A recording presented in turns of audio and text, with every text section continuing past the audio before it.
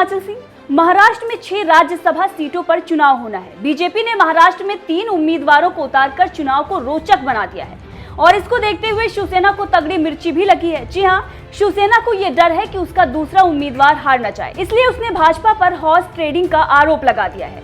भाजपा का दमथम देखते हुए संजय राउत घबराए हुए हैं, इसीलिए उन्होंने ये आरोप लगाए हैं और इस पर पलटवार देवेंद्र फडणवीस ने किया है।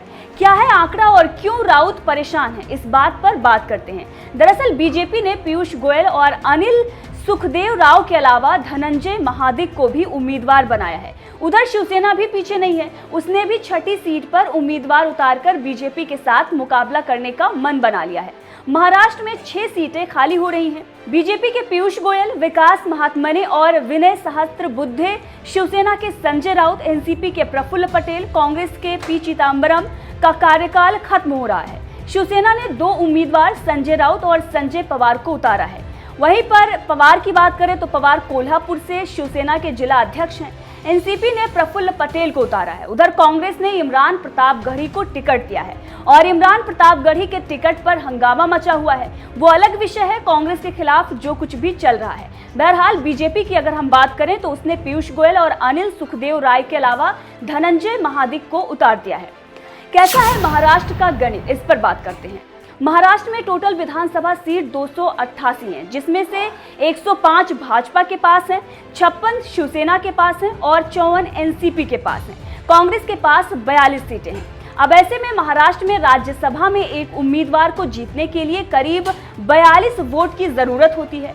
मौजूदा समीकरण को अगर देखें तो बीजेपी 2 सीटों पर आसानी से जीत सकती है। इसके अलावा शिवसेना, कांग्रेस और एनसीपी भी एक सीट पर जीत सकती है, यानी कि 5 सीटों पर आसानी से उम्मीदवार जीत सकते हैं। 6ठी सीट पर लड़ाई तेज हो सकती है। दरअसल बीजेपी और शिवसेना ने इस सीट पर उम्मीदवार उतारा है और कांटे की टक्कर इसी सीट के बीच है। देखना ये होगा कि बाकी जो पार्टियां हैं उसमें 16 वोट एक तरफ से आ जाएंगे, जिसमें रीजनल पार्टियां हैं ओवैसी, सपा और सीपीआई को मिलाकर, वहीं पर 13 निर्दलीय विधायक हैं। जो सीटें हैं अब देखना होगा कि ये किसे सपोर्ट करते हैं। वैसे शिवसेना को या फिर भाजपा को किसे सपोर्ट करने जाएंगे ये तो बाद में पता चलेगा, लेकिन अभी जिस तरीके से माहौल बना हुआ है उससे ये दिखाई दे रहा है कि बीजेपी को यहाँ पर सीटें मिल सकती हैं, क्योंकि शिवसेना के संजय राउत का जो बयान आ रहा है, जिस तरीके से वो कांप रहे हैं, वो ये बता रहा है कि बीजेपी ये 6ठी सीट जीत सकती है। और इस पर देवेंद्र फडणवीस ने ये कहा है कि अगर शिवसेना को डर लग रहा है तो उन्हें अपना दूसरा उम्मीदवार पीछे कर लेना चाहिए। लेकिन देखना ये होगा कि संजय राउत जो कुछ दिन पहले रवि राणा से मिलने गए थे, लद्दाख से उनकी जो तस्वीर आई थी उस पर जो सवाल खड़े हुए थे और उस वक्त जो खबर आई थी कि रवि राणा से फेवर मांगने गए थे, क्या रवि राणा उन्हें समर्थन करते हैं, सबसे बड़ी खबर तो यही होगी। जो कुछ भी उनके बीच में मुलाकात हुई थी उस पर सवाल उठे थे और सवाल नवनीत राणा, रवि राणा, संजय राउत तीनों पर उठे थे। अब ये तो मामला चल ही रहा है। अब इसी बीच देवेंद्र फडणवीस पर जो आरोप लगाए गए संजय राउत की तरफ से, उस पर देवेंद्र फडणवीस ने क्या कुछ कहा है, सुनिए।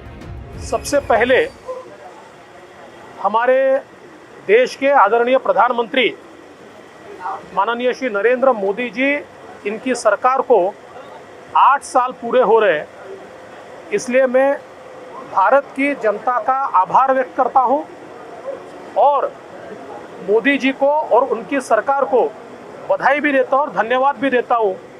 8 साल में मोदी जी के नेतृत्व में जिस प्रकार से भारत ने उन्नति की है, प्रगति की है, जिस प्रकार से नव भारत का निर्माण लोगों ने अपनी आंखों से देखा है, गरीब कल्याण का एजेंडा जिस प्रकार से देश के भीतर आज लागू हुआ है और हर व्यक्ति की मनोकामना पूरी करने का काम जिस प्रकार से मोदी जी कर रहे हैं, एक बहुत बड़ी संतुष्टि उनके प्रति देश में दिखाई पड़ती है और विश्व के सबसे पॉपुलर नेता के रूप में आज मोदी जी उभरे हैं, ये हमारे भारत देश के लिए एक सम्मान की बात है। आज राज्यसभा चुनाव के लिए भारतीय जनता पार्टी के उम्मीदवारों ने अपना पर्चा दाखिल किया है। हमें बहुत खुशी है कि भारतीय जनता पार्टी के राज्यसभा के नेता और केंद्र सरकार में मंत्री श्री पीयूष गोयल जी, इन्होंने आज महाराष्ट्र से पर्चा दाखिल किया है। महाराष्ट्र से, इससे पहले भी वो महाराष्ट्र से ही यहाँ पर सांसद रहे हैं, फिर एक बार उन्होंने महाराष्ट्र से पर्चा दाखिल किया है ये हम अपने लिए बहुत सम्मान की बात मानते हैं। साथ साथ किसान नेता और पूर्व में कृषि मंत्री रहे हुए डॉक्टर अनिल बोंडे जी, जो MBBS डॉक्टर हैं लेकिन किसानों के नेता है, उन्होंने भी पर्चा भरा है। और तीसरे पूर्व में सांसद रहे और सहकारिता के क्षेत्र में जो बहुत ही अच्छा कार्य करते हैं, ऐसे मुन्ना जी महाडिक कोल्हापुर के, उन्होंने भी आज भारतीय जनता पार्टी की ओर से पर्चा भरा है। हमें विश्वास है कि हमारी तीनों सीटें चुनकर आएगी और भारतीय जनता पार्टी कंफर्टेबली फिर एक बार 3 सांसद महाराष्ट्र से भारत की राज्यसभा में भेजेगी। महाराष्ट्र के लगातार इससे खरीद फरोख्त बढ़ेगी और जानबूझकर 7वां कैंडिडेट उतार करके। देखिए, खरीद फरोख्त का तो कोई विषय नहीं, हम तो करते नहीं है।